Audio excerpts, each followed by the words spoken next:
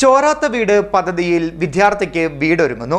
Cerebral palsy രോഗം ബാധിച്ച Niranam central LP സ്കൂളിലെ 3ാം ക്ലാസ് വിദ്യാർത്ഥിക്കാണ് ചോരാത്ത വീട് പദ്ധതിയിൽ വീടൊരുങ്ങുന്നത്. ചോരാത്ത വീട് പദ്ധതിയിൽ വിദ്യാർത്ഥിക്ക് വീടൊരുങ്ങുന്നത് ശ്രദ്ധേയമാകുന്നു.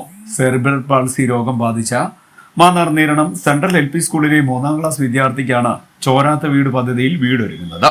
വീടിന്റെ കട്ടിളവെപ്പ് നിരണം കാട്ടിത്തറയിൽ വീട്ടിൽ നടന്ന ചടങ്ങിൽ തിരുവല്ല DYSP അൻഷാദ് നിർവഹിച്ചു. നിരണം ഗ്രാമപഞ്ചായത്ത് പ്രസിഡന്റ് അലക്സ് ജോൺ പുത്തുപ്പള്ളി അധ്യക്ഷനായി. ചോരാത്ത വീട് പദ്ധതി ചെയർമാൻ KA കരീം പദ്ധതി വിശദീകരണം നടത്തി.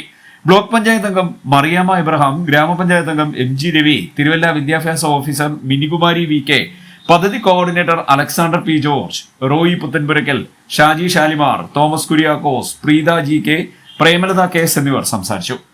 എല്ലാ കാര്യങ്ങളും കാരണം പുതിയതായിട്ട് പണിയേണ്ട സാഹചര്യം ഉണ്ടായി, പുതിയ വീട് തന്നെയാണ് എന്ന രീതിയിൽ പറയേണ്ടതായിരുന്നു.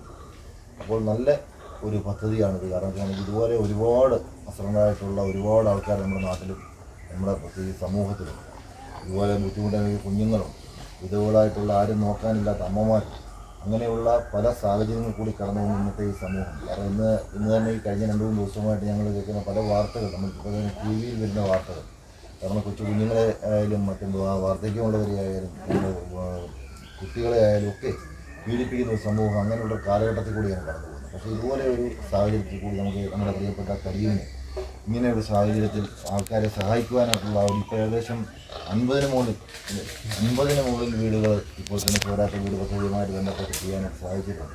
CDNet news Mannar.